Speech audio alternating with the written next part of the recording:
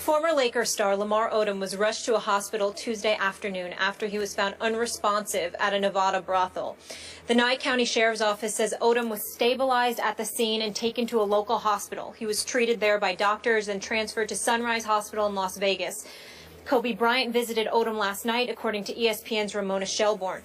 Odom played 14 years in the NBA and won a six-man award and 2 titles with the Lakers. Stephen A., my stomach dropped when I read this story last night. What's your reaction?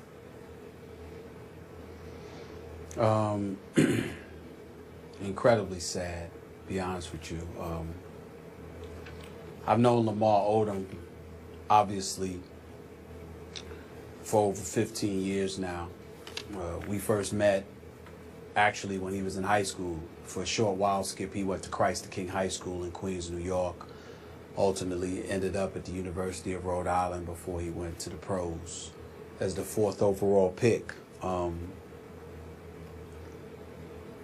Really good player, somebody who underachieved when you consider the fact that he was 6'10" and a lefty, all the things that he could do on the basketball court. I know that he always drove Kobe Bryant crazy because Kobe loved him dearly, but at the same time, it was like they were fire and ice. Kobe was, straight fire coming at you, and Lamar Odom was always cool. And I remember when they beat Boston in the finals in Game 7. I was in Boston. They were down 3-2 heading back to L.A., and Lamar Odom was like, relax, we're going back to the crib. Don't worry about it. It's no big deal. That was, always his mentality. And I remember I was on SportsCenter one time, Skip, and I was going back and forth with our very own Robert Flores, because I pointed out how once Lamar Odom departed from L.A., when they let him go, to say that he was devastated doesn't put it in its proper context. He came on my radio show in 2011 when I had the show ESPN LA, and he was literally crying on the air because he had gotten let go and traded by the Los Angeles Lakers. He was flat out devastated. And I talked about how Mark Cuban and the Dallas Mavericks, before they let him go, how they were going to have to let him go. He had zero interest in playing. It wasn't just about being in LA. He absolutely loved being a Los Angeles Laker. And from that moment forward was where the precipitous fall took place. And you heard so many different rumors about drug use, about partying nonstop, about not having a care in the world. And then, Skip, I pulled him to the side and we had a conversation one time. And he was devastated because from the time he had married Khloe Kardashian, he felt like, loved ones that he had always been there for didn't want to be there for him. And what people don't understand is that when it comes to a guy like Lamar Odom, that's going to hit him and affect him differently. It's not that he's weak or anything like that. He is a bit sensitive, no matter how cool he tries to come across.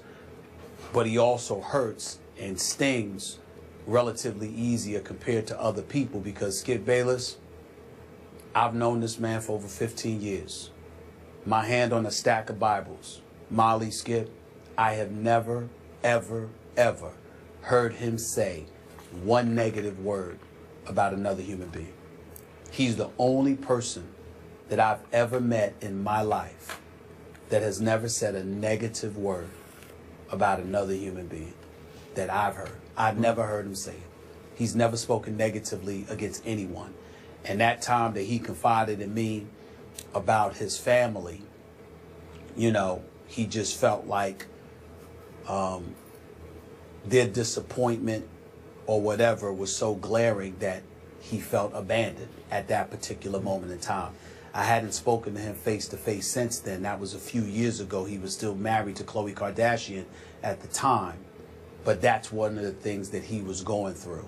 And so the combination of that, one can imagine, combined with the ultimate divorce from Khloe Kardashian because of his behavior off the field once he had gotten traded by the Los Angeles Lakers and somehow, some way wasn't able to get back there, it devastated him. It wasn't enough to be in LA. He loved seeing Jack at courtside and Denzel on the baseline and you know, Dustin Hoffman and Andy Garcia and these folks in the stands. He loved the whole allure that was the Lakers. It was an addiction to him before other addictions evidently came into play. And so now we find ourselves in a situation where we're hearing the very worst. We don't know. The reports haven't come out, but obviously he appears to be in dire straits from what the reports are indicating. I hope and pray that he's going to be okay, but it doesn't sound that way. And at the end of the day, anybody who knows Lamar Odom in the NBA and beyond will tell you that this is a very, very bad day because he is one of the nicest human beings you will ever meet. I appreciate your insight into Lamar Odom. I am so with you on this one. Now I'll give you my insight into this young man. He's still a young man. Rooting for him, praying for him, as are you, as is Molly. In 1999, when I was the columnist, as I mentioned earlier in the show, at the Chicago Tribune, I campaigned for the Bulls as they rebuilt post-Michael Jordan to draft Lamar Odom #1 in that draft. And I was very disappointed on draft night when they did not.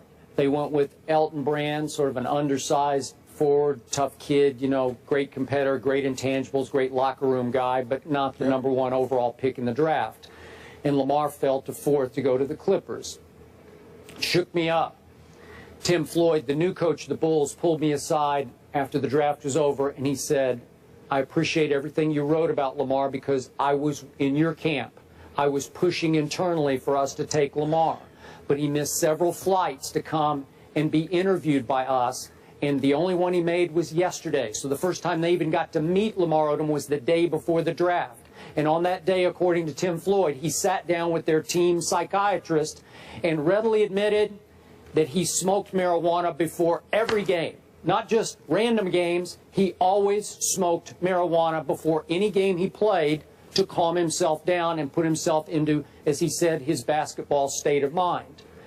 And Jerry Krause, to his credit, I had lots of issues with Jerry, but he sat at their board table and he said, I'm not taking that guy with the 1st overall pick after he admitted that to us. Meanwhile, the great Tex Winter, you know Tex, the inventor of the triangle, a longtime Bulls assistant, said after the draft that as he interviewed Lamar, in all of Tex's years interviewing kids who were draftable, that this kid, Lamar Odom, had the best command of basketball history Tex had ever encountered from a college kid. The best. And he also said he considered Lamar Odom's basketball IQ at the top of the list of any college kid he had ever seen. Those are powerful words from a Tex Winter. But yet they said, no, we just can't risk it with the marijuana issue hanging over our heads from day to game to day to game. And here's the great irony, and to compliment you on what you said about Lamar.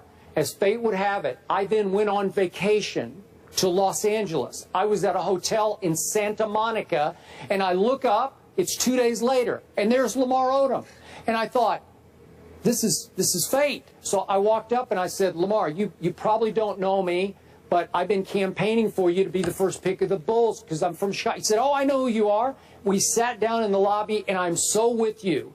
We had a heart-to-heart because he's got a big, sweet, good heart. I love the kid.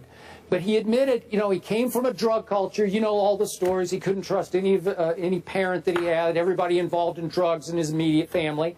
And he just couldn't trust anyone or trust life. And I could tell that he was going to have some struggles because he was troubled already. But he was a good kid with a great basketball mind. And that's the waste here, and I hope he can recover. But the waste to me is that he always fought these issues that interfered slightly with his ability to be great at basketball. But he's fought these issues, Skip Bayless, and I appreciate what you're saying. I think these are one of those moments where you got to turn back and give the Lakers organization credit because he loved being a part of the Los Angeles Lakers. You know, and when you think about the fact that he's going through last night, going through what he's going through, and just last night you're hearing that Kobe Bryant it paid him a visit. You know, it just reminds you, and we should take a moment to remind the world of who these NBA guys are. You know, I mean, it is a brotherhood by and large. Yeah, you might go out there and compete with one another. Yeah, you might even be annoyed with people sometimes. I know it drove Kobe crazy to watch Lamar Odom. I'll never forget, I've never seen Kobe more disgusted. Well, I take that back. I've seen Kobe disgusted on quite a few occasions. But I remember one of the times that he was incredibly disgusted was when ESPN/ABC was doing a feature on Lamar Odom and all the candy he ate. The Skittles and the Twizzlers and you know sweet and sour patches and you know, I mean, this dude ate everything, all the candy, and Kobe was just so disgusted because obviously Kobe's going to take care of his health, and he believes that you got to be at peak condition to compete on an elite level, and at the time they would compete for championships, so that kind of thing disgusted him. But to know Lamar Odom was to love him. He was one of those cool, you know, he's one of those cool guys, one of them cool brothers. That, again, never has a bad word for anybody. And I think you'll see the entire NBA community, you know, with a lot of thoughtful brothers who care about the right people for the right reasons, particularly at the right time, step forward and express their thoughts and their prayers for him. And God, and we just hope that, you know, that God blesses him and he doesn't end up leaving us. But it's something that's on everybody's mind right now in the NBA community, because a lot of people know what Lamar Odom overcame. And I'm here to tell you right now, the drop for me, I can't emphasize this enough, the drop began when he left the Los Angeles Lakers. It was devastating. He was miserable from that point forward. We're all pulling for Lamar Odom, and our thoughts and prayers are with his family and loved ones. We'll have more First Take after the break.